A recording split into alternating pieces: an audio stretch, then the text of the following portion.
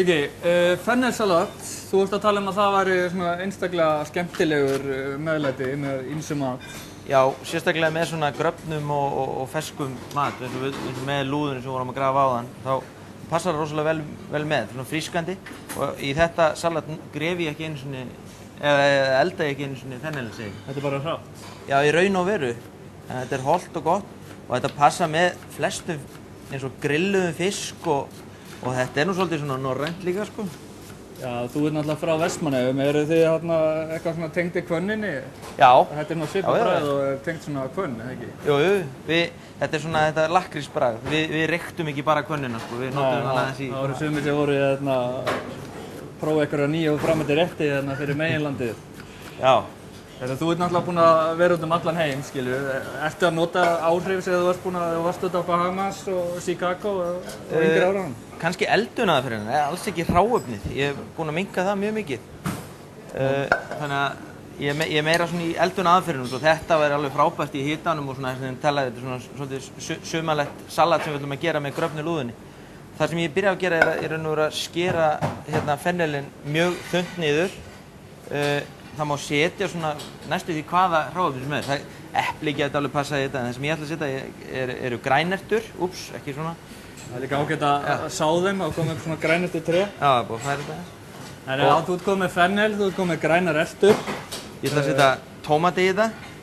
Þú tekur innan úr kjarninu og vilt bara hafa svona þetta tómatkjöt. Já, annars verður þetta svolítið svona vaskkennt. Það er gaman að fá að vera hérna að gera ekki neitt. Ég er bara að lýsa það sem Siggi er að gera og ég er svona að stela hugmyndum í leiðinu. Það er svona að kemur sér alltaf vel. Þess vegna er maður aðeins að... Það er svolítið góður í því. Já, það verður að vera.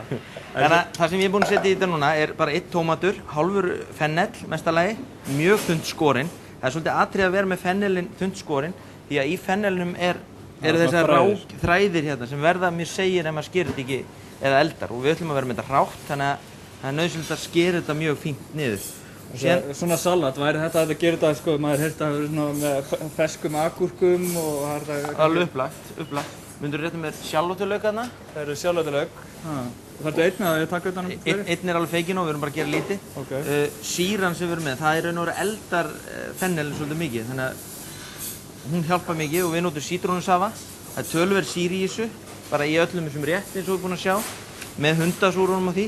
Það er líka ofta að fólk er svolítið hrætt við að nota sýru, sko. Það er ofta þannig að fólk er svona frekar með og sætt, en svo kemur smá sítrónusafi eða sýra, þá bara poppar rétturinn upp. Já, sérstaklega í þennan svona skemmtilega forrið.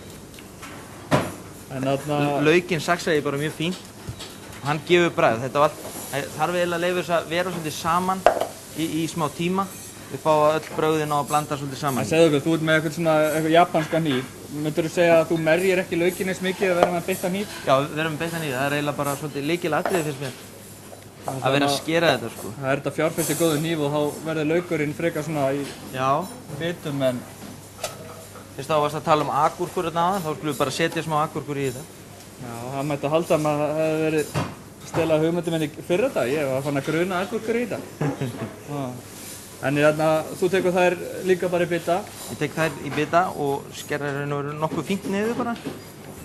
En það má náttúrulega alls ekki gleyma því að krydda salati. Þó við séum komið hérna frísklegt og gott salat, þá er nauðsynlegt að krydda og ég ætla að krydda því hérna með svolítið af salti.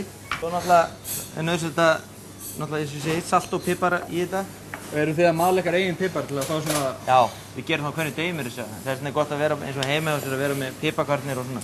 Síðan finnst mér gott að bara blanda þessu öllu svona saman. Það er nú að koma fallegir litir í þetta, ekki? Þetta eru fallegir litir. Það, eins og ég segi, það er rosalega gott að vera með, þú veist, maís í þessu og alla þennan. Fólk fattar ekki, það er svona ítalska tómasaldi, það þarf ekkert alltaf að vera eitthvað salatblöð í salatið. Alls ekki, sko. Þetta getur verið svona... Þetta er mjög skemmtilegt, fennelsalat og passar held ég bara mjög vel með þessu fiski, sko. Þetta er eiginlega bara sumar. Þetta er ekkert nema sumar. Þá segjum við bara, heyrðu, Siggi Gísla, fennelsalat, klár.